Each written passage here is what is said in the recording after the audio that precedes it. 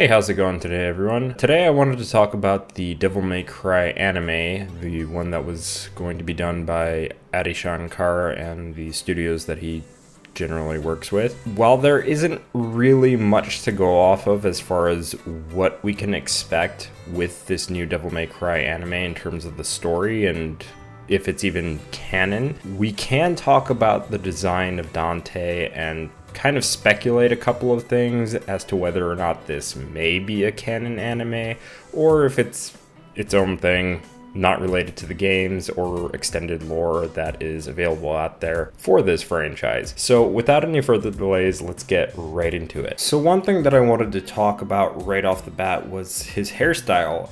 In this new Devil May Cry anime, it looks like he has like this Nero-styled hair with some elements of DMC2 in there. And to be quite honest, I was kind of taken aback because I thought I was looking at Nero for an instant, and then I realized, oh wait, it's actually the new Dante for this new anime. So it was something that I wanted to point out because it was something I was kind of caught off guard by just because it looked a little too similar to Nero's hairstyle. But you'll kind of see as we go along with this video and talk about more of the design aspects of this new Dante that there are elements of pretty much every Devil May Cry in there. You'll understand what I mean as we go along. Now, one thing that I really did not take a liking to and specifically took notice of almost immediately after the hair was the fact that this new Dante is wearing suspenders. And suspenders are essentially a reference to the concept art of DMC Devil May Cry Dante when there were initial concepts of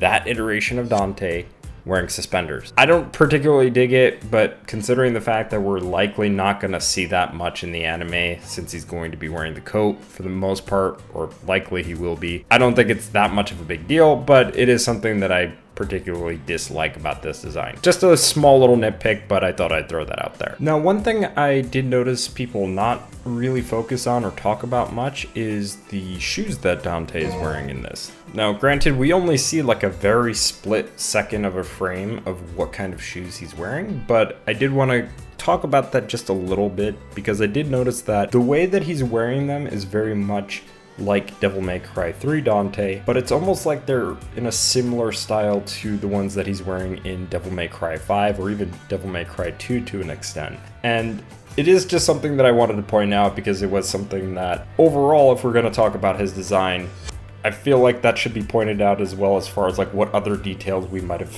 potentially missed here that nobody's really talking about, or maybe not many people have noticed or didn't really think to talk about per se. So just something I thought I'd point out. One other thing that I wanted to focus on before moving on to the overall design is his shirt. His shirt is just a mix of DMC Devil May Cry and DMC 5, which you're probably noticing this running theme of, well, every little bit of his design so far is looking like a combination or a mixture of two different iterations of Dante, maybe even three in some cases. That is essentially what the overall design is just a mishmash of various iterations of Dante and in some cases Nero. Anyway, with that in mind, the overall design that we can see in a couple of these shots here, it is very reminiscent of several different iterations of Dante. We have the shoulder pads from 4, the cuffed sleeves from DMC1, the collar from DMC1, the gun belt from DMC3,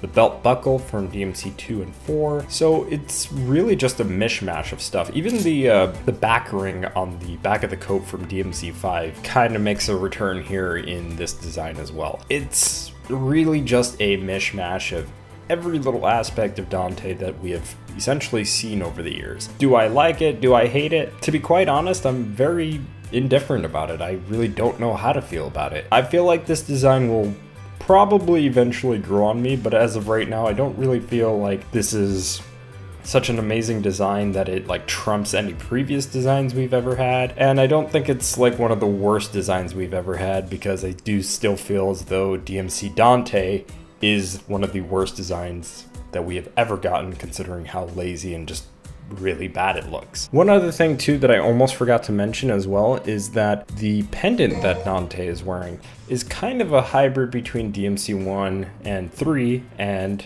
DMC. I do want to get into a little bit as to why that might be the case, in that I feel as though what Capcom is essentially trying to do, or essentially what they're trying to do as far as being supervisors here are concerned, is that they're trying to at least sway some of the design elements for what Dante should look like. Just to kind of put this into perspective, assuming this anime is canon, because Itsuno, the Devil May Cry director, series director, is supervising this anime like the previous anime that we got from Studio Madhouse, then it's safe to assume that this anime will be canon. And if this anime is canon, it is also safe to assume that certain aspects of this anime may potentially bleed into a Devil May Cry 1 remake or a Devil May Cry 3 remake, for instance, and the pendant would be one of them.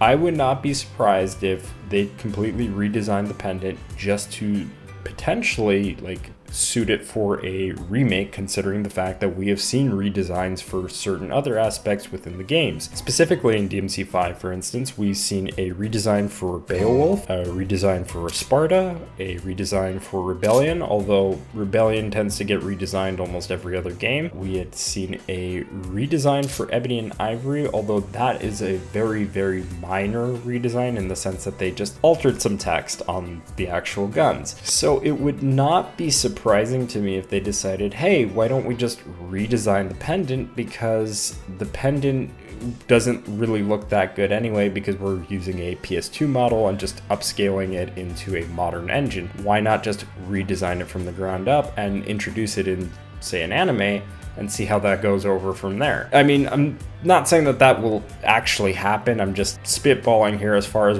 what could potentially be the case as far as how they're handling this design, considering the fact that someone from Capcom is supposedly supervising this anime. We don't know to what extent they're supervising this anime, but it's safe to assume that maybe elements of the design are being influenced by Capcom. And that's really the other thing that I wanted to talk about, aside from the design of Dante, is whether or not this anime is going to be canon, whether or not it's actually just going to be its own separate thing, separate from the games and separate from the DMC Devil May Cry reboot as well, because it seems like if you look at it just at a initial glance, it looks like it's just going its own direction, and that would be fine because it could do whatever it wants then, and it doesn't really impact what happens in the games. However, and here's where I'm going to play some devil's advocate here, I do believe that this anime is going to be canon to the games. And there's a couple of reasons as to why I think that. For starters, the guns that he's going to be using, at least what we've seen in that initial teaser, we've only seen that he's using dual M9s. The preview, before they even showed the trailer, showed off the icons for DMC Devil May Cry's iteration of Ebony and Ivory. And then in the actual trailer, the silhouette for Dante is holding the classic Ebony and Ivory. And this is another thing too that I wanted to point out, is that the silhouette seems to be mostly a redesign or just a copy and paste design of DMC1 Dante. Like, he's literally got a longer coat, he's got the same cuffed sleeves, the same collar design for that jacket. It just looks like DMC1 Dante in a silhouette, with really the only noticeable thing being different is the hair and also potentially Rebellion, because it kind of looks like the DMC5 iteration of Rebellion and not any other previous iteration. So that's kind of where we're sitting at as far as what we know. It could just genuinely be a prequel story to DMC3 and DMC1 leading up into 3 and going into 1 eventually. It could be. On the other hand, it could just be completely unrelated to anything that the games have as far as their lore and stories are concerned, as well as anything that's in the extended lore, like within the manga, and just going a completely original route.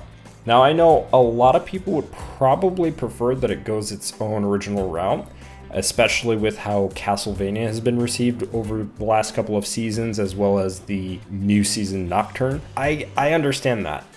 On the other hand, I can also understand why maybe some people are not opposed to this being canon, especially if Capcom is supervising this, or at least has somebody on staff that is supervising this. Because I can't speak for Castlevania, I haven't really kept up with that anime, I don't really know what's going on behind the scenes or anything like that. But I'm going to just go out on a limb and assume that Konami did not send anybody over to supervise that anime to make sure that everything is as close to the games as possible, right? But that's just Konami in general. Konami does not really care about the status of their franchises. They just like that they have name brands. So they'll just throw it out there. They don't care. Unless if it's Metal Gear. That is the only time that they care about the quality of any particular franchise. If you're Castlevania, Silent Hill, or anything else under Konami's belt, they really could not care less. And I don't necessarily believe that that's going to be the same situation with Devil May Cry, or at least I hope that's not going to be the case, but I could be wrong. And in which case, that would be much better for it to not be connected to the games as far as the lore and stuff like that is concerned. On the other hand, if it's really good, which I obviously hope it is, then I would hope that it's connected to the games and actually built upon the lore, and maybe we can see more out of this eventually. But again, time will tell, because we don't really have any information on it other than Itsuno is supervising it. And Ruben Langdon is teasing the fact that he may or may not be the voice for this new iteration of Dante, which I'm taking with a pinch of salt, because while he is making posts about it, doesn't necessarily mean that he is actually the new Dante for this anime. It definitely does not sound like him in the trailer, but again, we'll have to wait and see on that one. Anyway, there isn't a whole lot else to talk about, so I do want to know what you all think down in the comment section below. Do you like this new iteration of Dante's design, or do you hate it, or just feel indifferent like I do? Do you think that this anime might be canon to the games and extended lore, or do you think it's just